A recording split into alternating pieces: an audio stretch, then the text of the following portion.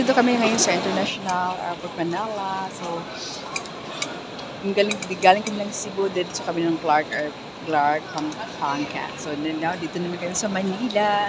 So, pauwi na kami ng Cebu. So, bunti lang yung bagahe namin. So, diretso-diretso na. But ang iba, nakapila pag marami kang mga bagahe. So, parang peaceful naman kasi hindi ngayon season. But, mahal pa rin yung pamasahe. Hindi siya katulad with last kasi long time na ako na after 3 years ngayon lang ako naka-travel ulit. So, thank you. Tatungo ako. Hi, Dine.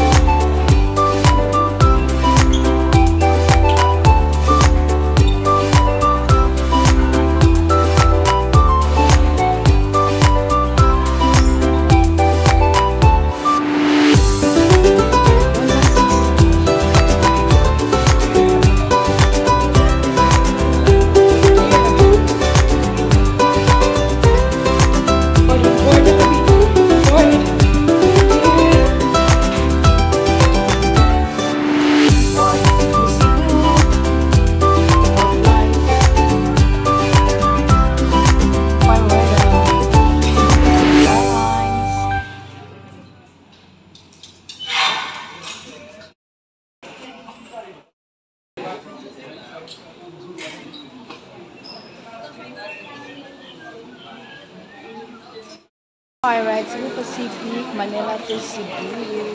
So no delay. So wow, thank you.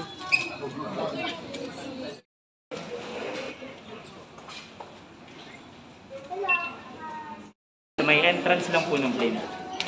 Ibigay ko doon. Yes po. Remove lang natin ito, ma'am. Okay. We're going inside to the plane.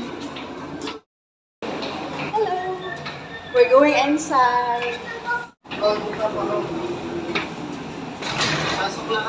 Excuse me. Hello, good afternoon. Good afternoon.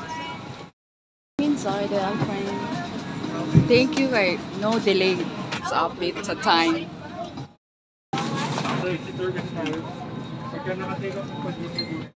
This time, the Cebu Pacific is no delay because usually we don't ride the Cebu Pacific before, so always delay, and now wow, thank you because the time is update and good service.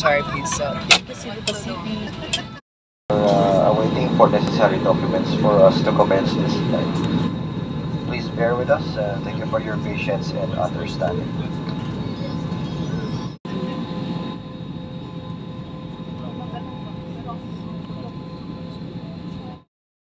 Number 3 for departure. Once again, thank you for your patience and understanding.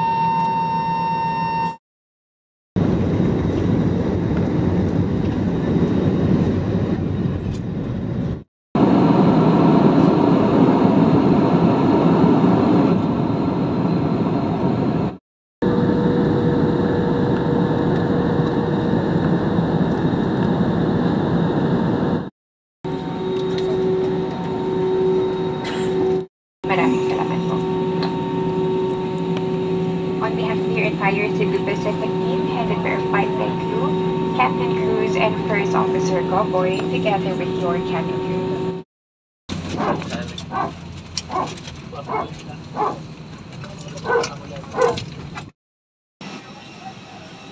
Thank you. Thank you.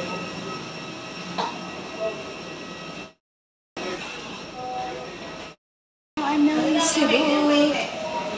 Bilis lang. Ang bilis lang talaga. Yeah.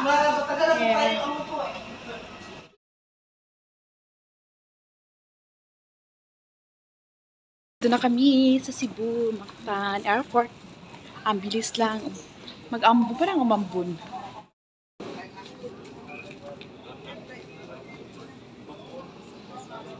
Iba naman ang exit ngayon ng airport. Ang Cebu kasi matagal na ako hindi nagbiyahe. So, naghanap ako, nag-iba na naman yung exit sa kung saan pa kami palabas. Ayan, kasi may binago.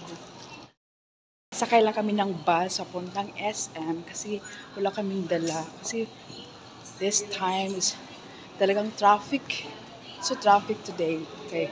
Labasan is 5:30. Mayong pag-abot. Welcome.